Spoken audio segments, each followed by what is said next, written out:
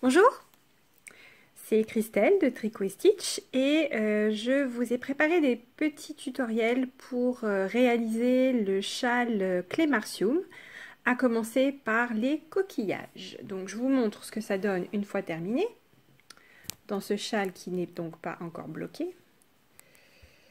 Voilà, c'est ce que l'on voit ici, le coquillage.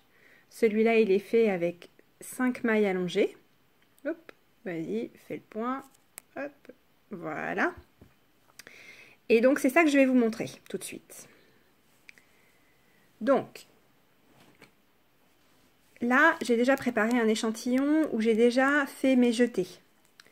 Les doubles jetés avant chaque maille, ils sont là. Donc, là, c'est le rang où on forme les coquillages. Donc, à chaque fois, j'ai des mailles en droit que je tricote. Et ça fonctionne toujours par paquet de 5. Donc voilà, là j'ai 5 mailles en droit que je viens de tricoter. Et j'arrive à la première maille du coquillage. Donc je la glisse sur l'aiguille de droite et je lâche les deux jetés. Et je fais ça 5 fois. Je lâche mes jetés à chaque fois. Voilà. 4, on lâche. Et 5, on lâche. Et là on en a bien 5. Donc, avec l'aiguille de gauche, je vais les récupérer. Je vais tirer un petit peu dessus pour harmoniser la longueur des mailles. Et on a bien 5 mailles allongées.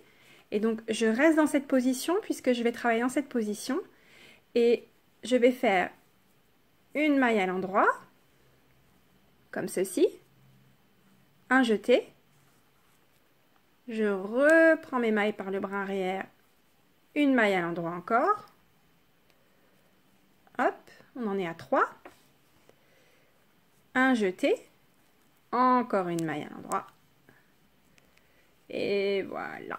Et là, on a un début de coquillage. Donc c'est pareil, j'aime bien recentrer un peu les mailles ici pour voilà, que le coquillage soit bien régulier. Donc là, par exemple, c'est pas tout à fait encore ça. Voilà. Et donc, je vais vous en faire un deuxième. Et ça me permettra aussi de vous montrer le rendre tour. Donc, on tricote encore les 5 mailles en droit, normalement. Hop. Et on arrive à nouveau aux 5 mailles avec les jetés. Donc, 1, 2, 3, 4, 5. Voilà.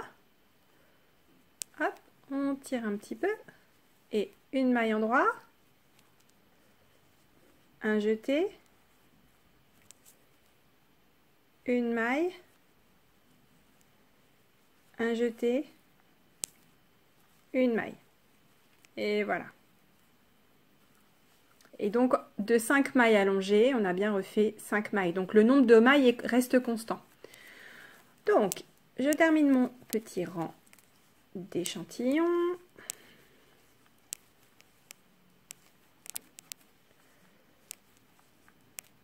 Voilà. Et maintenant, le rang suivant, on va tout tricoter à l'endroit. Donc, on les voit déjà bien. On voit que le fait d'avoir fait des jetés donne une forme à la matière.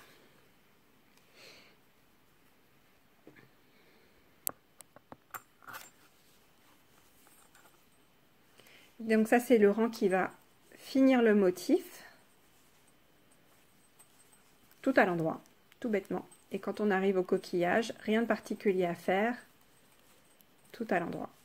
Hop, hop, hop, hop. Donc, attention, on arrive à un coquillage. Voilà, hop.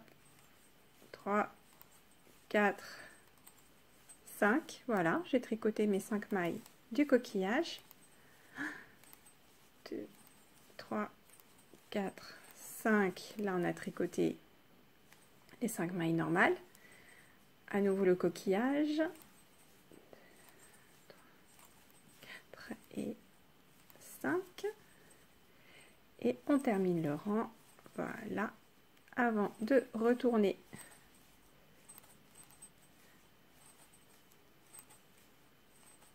qui fait ce bruit là. Ouais, voilà. Et voilà. On a nos petits coquillages. On va me faire embêter par le fil. Voilà.